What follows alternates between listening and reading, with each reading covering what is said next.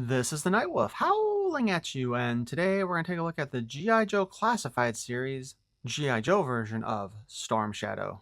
This is kind of based on the second Stormshadow figure in the G.I. Joe line, where he left Cobra and joined the Joe side of the team. If we turn to the side, we've got the nice bit of artwork that they show with kind of a slight close-up of his face, and he's got the little claws in his hands. On the other side, we get the information stuff that we always get that, again, I wish they would just list somewhere what all those mean. I also kind of wish they were larger because, like, without glasses on, I can't even see those. And on the back, we do get the product renders with the background. At least this strikes me as a product render. It might be an actual figure, but because I know they do a great job doing, like, the photos and everything, but I don't know, something about this one just doesn't look like it's a photo. It looks more like it's computer generated. Let's go ahead and open this sucker up, shall we?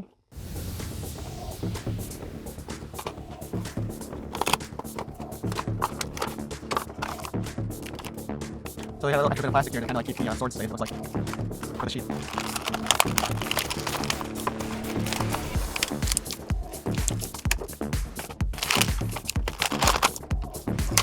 Plastic just straight out broke there.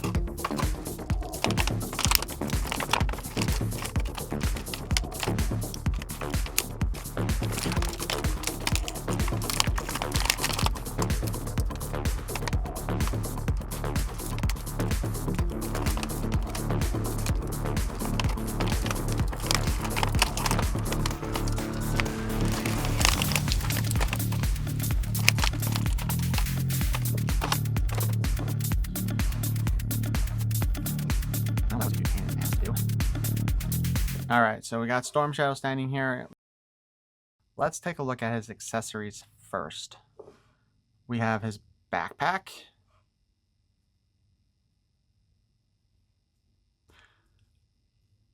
I don't know if we've seen this one before. I think this is new. The bow has been used multiple times already.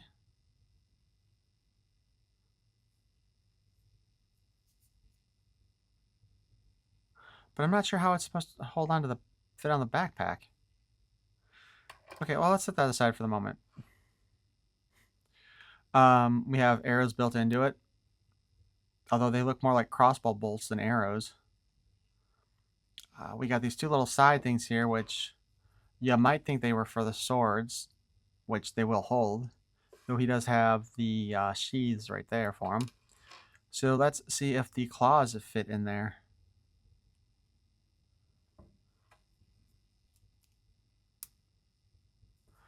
Okay, so you can fit the claws on the backpack. And they actually snap in there pretty decently. Although they will slide off without a moment's hesitation. Also, he's going to stick himself in the butt if he moves wrong. He comes with a number of extra hands here. We have 2 chopping hands. And 2 fisting hands. We have the swords, which I believe these have shown up in multiple packs now.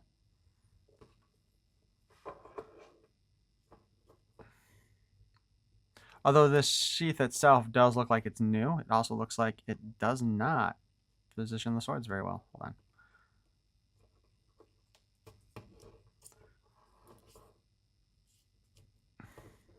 There we go. Because one sits a little bit higher than the other one, so there we go. We can fit it in there kind of like that.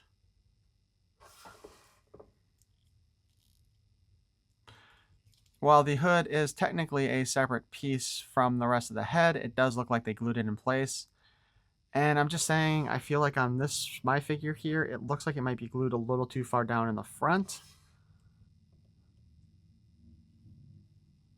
I have not seen this figure in person in the wild, so I don't have anything else to compare this to, but it just seems to me like the hood's a little too far down.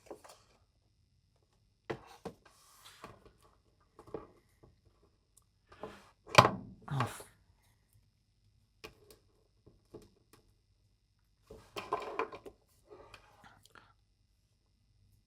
So the question, though, here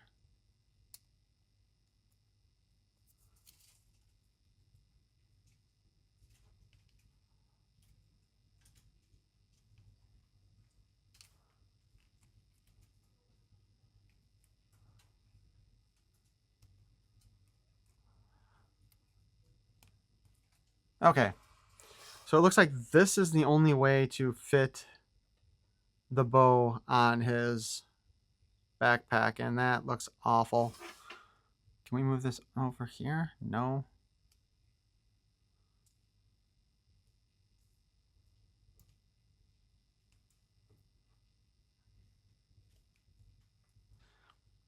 Geez, I only got that the same place once, too.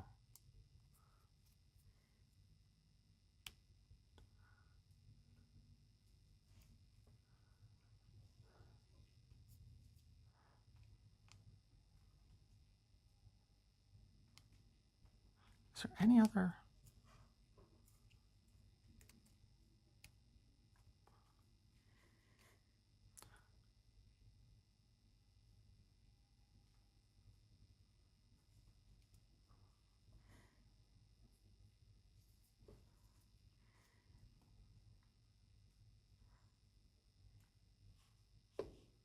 Yeah, I guess this is like the only way you can do it. It's not a great fit either, to be perfectly honest with you.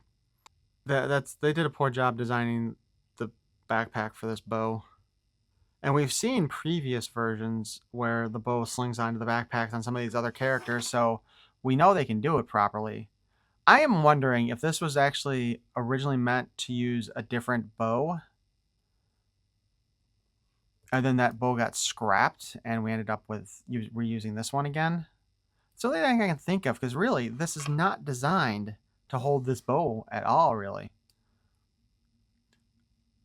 They could have just, the other toys that have used this one have had just a thing where you would just, slide this handle in and twist it to hold it in place. And this is designed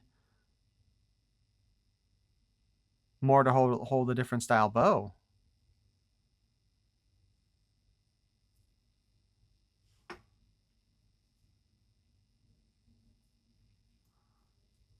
Right? I mean, as anybody who's watching this, if you think I'm missing something here, please let me know. But yeah, it does appear that this is not designed to hold on to here at all.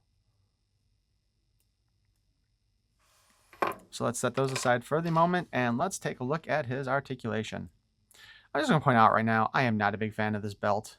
I get the whole utility thing and the skirt pieces and stuff, but I think that just looks awful on the front. He also comes with a piece of rope, fake rope here already tied around. The shoulder armor here is also a separate piece, so those are going to shift around quite a bit.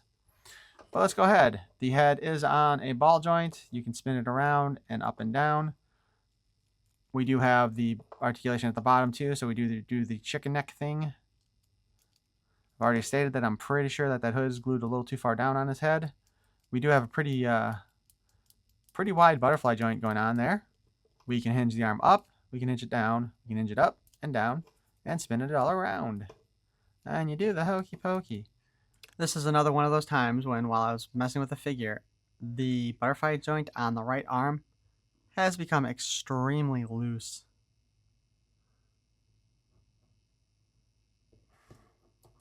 Like, you can barely move the other side with a finger like that, but this side, it's just moving super easy. I noticed that when I put the bow in and it just kind of flopped. And then we do have a biceps cut. Double joint here in the arm. We do have the Arashikage tattoo on his forearm. Spin at the wrist. And some up and down articulation. Unfortunately, the color match on the skin for the forearm and the fist are pretty different. Kind of reminds me of some of the images I've seen of some of the skin grafting stuff that they do. We do have an ab crunch, and it's pretty obvious this time because he's not wearing a whole lot over it, unlike a lot of other figures. Stupid belt kind of looks like it gets in the way, but we can do some of the waist turn. Like I said, it does feel like because of this belt, when you get turned sideways far enough, it does kind of stop the figure. I could force it if I wanted to, but I don't think I want to risk breaking the figure. We have the legs can kick forward and back. Not quite the splits. A little bit further down if we can get it through the opening there. We got a pretty decent high kick going on, but no splits. We have the drop down hips that are standard with the classified series. We got our nice thigh cut going on here.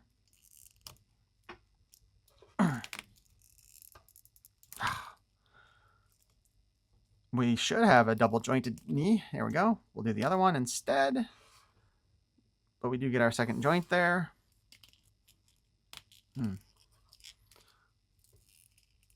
That is super, super stiff on this side. Ow. We can spin the boot cut. We've got the foot articulation and a spin. And you'll note he does have the split. Actually, it looks like shoes. Like, I'm referring to this as a boot cut, but I'm not entirely sure that that's actually a boot there now that I look at it.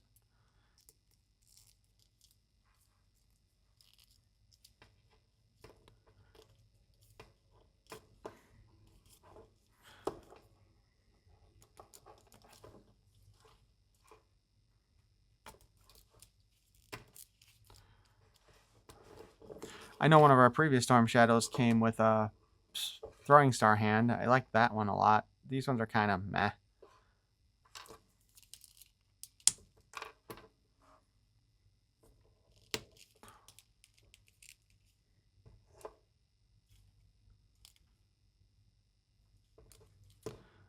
Oh, sorry. You got to be careful with that kind of hand and lifting it up.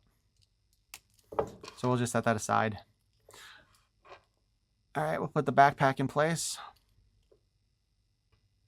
I wonder, maybe I should just put these in here this way instead, if that would fit better. And then he wouldn't look like he's getting ready to claw his butt.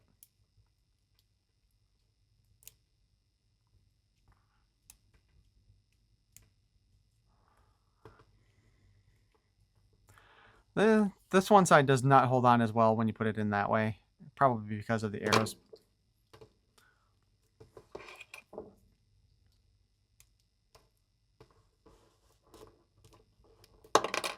That's what I thought would happen.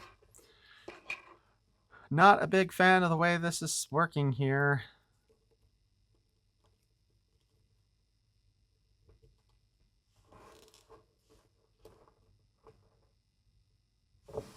However, since this is based on a G.I. Joe figure from the 80s, we do have a file card that we can read now. Stormshadow Ninja. File name, classified. However, it is Arashikage Tommy S. or Tomisiburo Arashikage. Primary military specialty, covert operations. Place of birth, again classified, Fresco, California.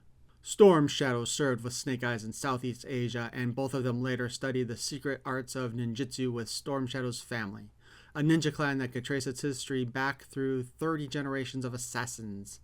Unhinged by the murder of his uncle and mentor, he infiltrated Cobra, seeking revenge, but found vengeance to be a poor substitute for life. Now, in semi-retirement at a remote mountain hideaway, he occasionally takes on a special mission or two, if Snake Eyes asks him nicely. A ninja is a silent wraith with a razor-edged blade in one hand and a scaling grapple in the other. Ninjas can penetrate the most sophisticated defenses and leave without a trace. They are mystic swordsmen, spies, assassins, acrobats, quick change artists, and conjurers. Most people will tell you that ninjas don't exist. That's exactly what the ninjas want you to believe.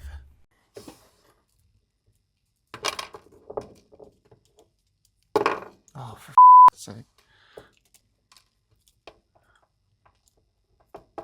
You know, I'm just going to say I am not a big fan of this claw design. I mean, while it's not horrible,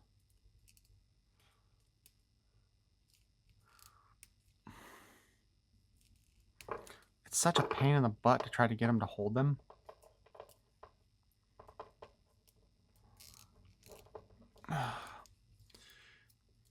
And while they do fit nicely in the hand, I've kind of thought that, I don't know, I think it kind of like works out nice when there's also attached back there, so you got a little bit of extra sturdiness behind it. but they don't look too bad.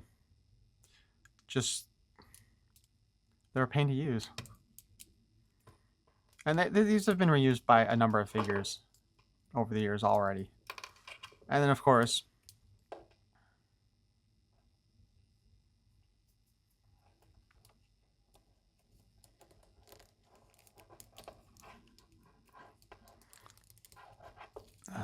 we can...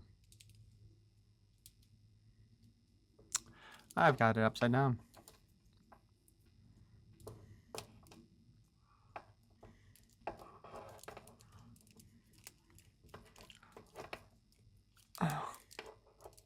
There's that kung fu grip for you. There we go.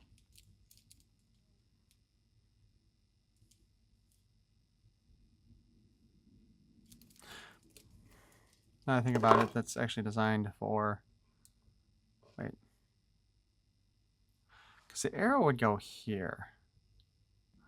So when I use a bow, I put the arrow on the inside. Wait, hold on.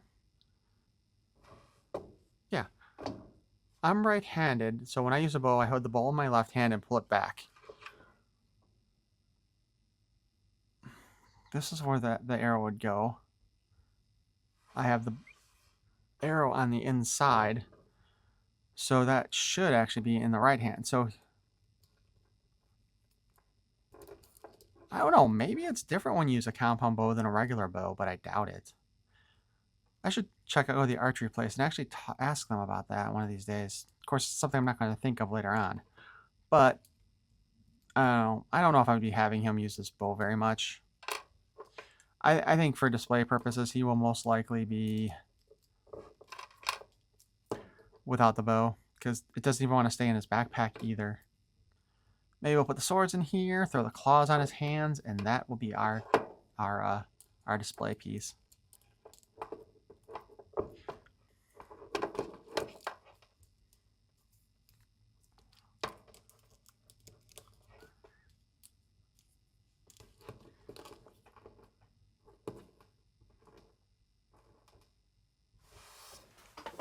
So I think that'll do it for our look at the G.I. Joe version of Stormshadow from the Classified series. Let me know what you guys think of this figure. Like, overall, I like him. I just not really a big fan of this belt skirt piece. Like, I think if they got rid of the utility packs here, I would like it a lot better. And they really needed to either redesign the back of that pack, or they needed to redesign the bow for this thing. I do not for a second believe that this backpack was designed to work with this bow. But then I've already said these look like crossbow bolts, so I wonder, actually, would this work with Scarlet's crossbow instead? Maybe I'll try that out, take a picture of it. Okay, so we've got the bow that came with the original Stormshadow and the Vipra. This too, while it looks like the hole there should fit on one of these, it doesn't. So this pack wasn't built for that either. However, I did find the Night Creeper. You remember how I was thinking that Scarlet might have been the one who the pack was designed for her crossbow? Well, it was definitely designed for a crossbow. Like, this isn't even in a different color. And I think actually the original Stormshadow's backpack, or the original version that this was based on, actually had a red backpack back then. So they did that, and this is why the this is why the arrows look like bolts instead of like arrows, is because it's meant for the crossbow, not a bow. So that is why this bow does not really fit on here properly, and they just didn't want to design another backpack or a different bow for this. But if you enjoyed this review, please feel free to claw at that like button. And for more of my nonsense, you can subscribe. Thank you for watching. Peace and love.